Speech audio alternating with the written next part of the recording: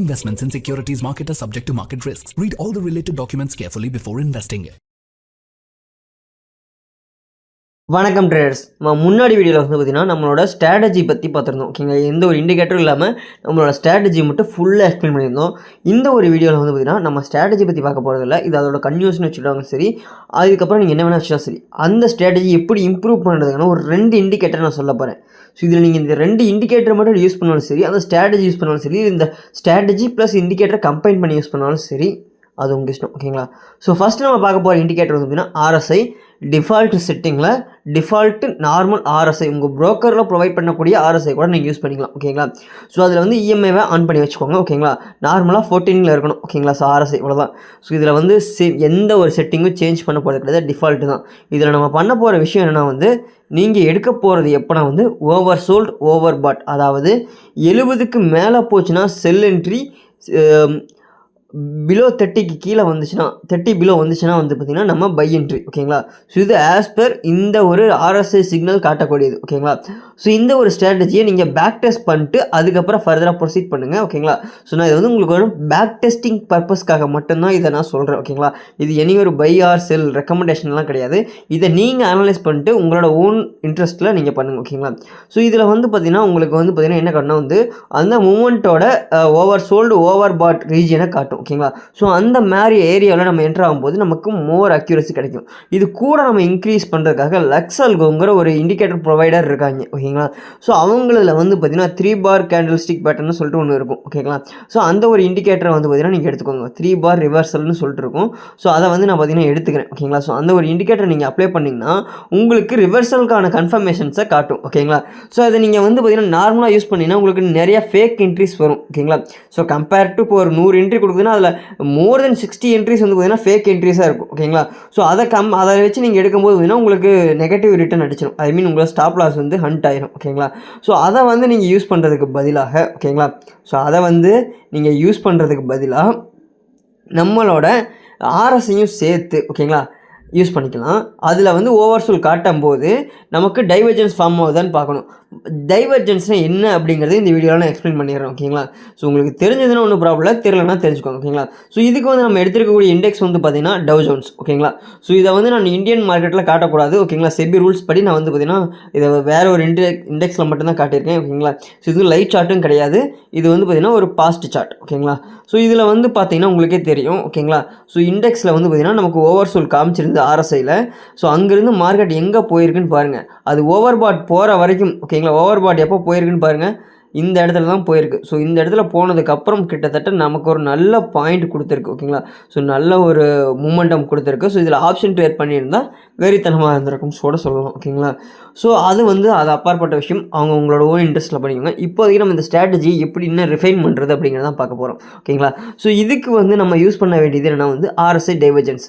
RSI டைவர்ஜென்ஸ்னால் என்ன bro அப்படின்னா வந்து ஃபஸ்ட்டு வந்து பார்த்திங்கன்னா உங்களுக்கு ஓவர்சோல் காமிச்சிடும். காமிச்சதுக்கப்புறம் எந்த இடத்துல காட்டுதோ அதுக்கப்புறமும் மார்க்கெட் கீழே விழுவும், ஆனால் RSIயில் மேலே போகும். ஸோ இந்த மாதிரி ஃபார்ம் ஆகும்போது என்ன ஆகுனா வந்து மார்க்கெட் வந்து நமக்கு ரிவர்ஸ் கன்ஃபர்மேஷன் அதிகமாக கொடுக்கும். ஓகேங்களா? ஸோ இந்த மாதிரி ஃபார்ம் ஆச்சுன்னா ரிவர்சல் கன்ஃபர்மேஷன் அதிகமாக எடுத்துக்கலாம் நம்ம. இதைத்தான் வந்து RSI டைவர்ஜென்ஸ்னு சொல்லுவாங்க. ஓகேங்களா? ஸோ அதாவது உங்களுக்கு RSIயில் ஆல்ரெடி வந்து பார்த்திங்கன்னா over sold or over bought காமிச்சிருக்கும். மார்க்கெட் அதுக்கும் கீழே அதுக்கு மேலேயும் அந்த டைரெக்ஷன்லேயே மூவ் ஆகும். அப்படி மூவ் ஆகும்போது RSI வந்து பார்த்திங்கன்னா அது வந்து ரிவர்சல் காட்டுற மாதிரி காமிக்கும். அப்படி ஃபார்ம் ஆகும்போது ஃபார்ம் ஆகிறதெல்லாம் தான் நமக்கு RSI டைவர்ஜென்ஸ் சொல்லுவாங்க. அந்த மாதிரி என்ட்ரி கிடைக்கும்போது நம்மளோட அக்யூரசி ரொம்ப ரொம்ப அதிகமாக இருக்கும். ஓகேங்களா? ஸோ கம்பேர் டு வந்து பார்த்திங்கன்னா ஒரு 80% 90% வந்து பார்த்திங்கன்னா நம்மளோட ட்ரேடோட அக்யூரசி ரொம்ப ரொம்ப சூப்பராக இருக்கும்னு சொல்லலாம். ஓகேங்களா? ஸோ இந்த ஒரு இதை வந்து பார்த்திங்கன்னா நீங்கள் இண்டெக்ஸில் மட்டும் தான் யூஸ் பண்ணல, ஸ்டாக்ஸில் யூஸ் பண்ணலாம். இப்போ கூட வந்து பார்த்தீங்கன்னா இந்த லக்ஸல்கோ இண்டிகேட்டரில் போயிட்டு ஓகேங்களா, ஸோ அதில் போயிட்டு வந்தீங்கன்னா டவுன் செயின்ஸ்னு சொல்லிட்டு ஒரு இது இருக்கும், அதையும் அலைனில் இருக்கிறதுக்கு பதிலாக ஆப்போசிட்னு மாற்றிட்டிங்கன்னா உங்களுக்கு இப்போ காட்டக்கூடிய என்ட்ரிஸ், அதாவது இந்த ரிவர்சல் என்ட்ரிஸ் எல்லாம் ஓரளவுக்குங்கிறத விட ஒரு 80 to 90% இருந்ததுன்னா உங்களுக்கு பர்ஃபெக்டாக காட்டும். ஓகேங்களா? ஸோ நீங்கள் அதை எதிர்பார்க்கலாம். ஓகேங்களா? ஸோ அதே டைமில் நீங்கள் இந்த என்ட்ரி ப்ளஸ் வந்து பார்த்தீங்கன்னா இதில் இருக்கிற அந்த டான் செயின்லேயும் வந்து பார்த்தீங்கன்னா நமக்கு மொமெண்டம் எப்படி இருக்குது, அதாவது பார்த்தீங்கன்னா சூப்பர் ட்ரெண்ட் மாதிரி வந்து பார்த்தீங்கன்னா அதுவும் காட்டும். ஓகேங்களா?